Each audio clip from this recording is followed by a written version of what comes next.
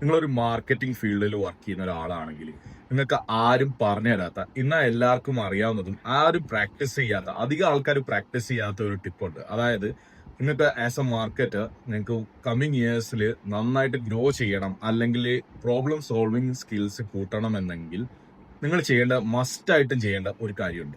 ഇത് വേറെ ഒന്നുമല്ല, ജസ്റ്റ് ഒരു പെൻ ആൻഡ് അല്ലെങ്കിൽ ഒരു ബുക്ക് എടുത്തിട്ട് നിങ്ങൾ എല്ലാ ഐഡിയാസ് അല്ലെങ്കിൽ നിങ്ങൾക്ക് ഫേസ് ചെയ്യുന്ന ബ്രാൻഡ്സിൽ വരുന്ന ഒരു പ്രോബ്ലംസ് കാര്യങ്ങൾ നിങ്ങൾ ബ്രേക്ക് ഡൗൺ ചെയ്യാൻ പഠിക്കാം. പക്ഷെ ഇത് ചെയ്യുമ്പോൾ ഒരു കണ്ടീഷനും കൂടെ ഉണ്ട്. നിങ്ങൾ ഒരിക്കലും ഗൂഗിൾ യൂസ് ചെയ്യോ അല്ലെങ്കിൽ യൂട്യൂബിൽ പോയോ അല്ലെങ്കിൽ ബാക്കിയുള്ള ഇൻഫർമേഷൻസ് കളക്ട് ചെയ്യാൻ ChatGPT യൂസ് ചെയ്യോ അതിന്റെ ഒരു ഹെൽപ്പും നിങ്ങൾ എടുക്കരുത്. നിങ്ങൾക്ക് അവൈലബിൾ ആയിട്ടുള്ള ബേസിക് ഇൻഫർമേഷൻസ് വെച്ചിട്ട് നിങ്ങൾക്ക് എന്തൊക്കെയാണ് അതിൽ നിന്ന് ഒബ്സർവ് ചെയ്യാൻ പറ്റിയ കാര്യങ്ങൾ അത് മാത്രമാണ് നിങ്ങൾ ബ്രേക്ക് ഡൗൺ ചെയ്യേണ്ടത്. അത് നിങ്ങൾക്ക് ഡയഗ്രാമിംഗ് യൂസ് ചെയ്യാം, അല്ലെങ്കിൽ ജസ്റ്റ് മൈൻഡ് മാപ്പിംഗ് യൂസ് ചെയ്യാം, ഏത് മെത്തേഡ് വേണമെങ്കിലും യൂസ് ചെയ്യാം.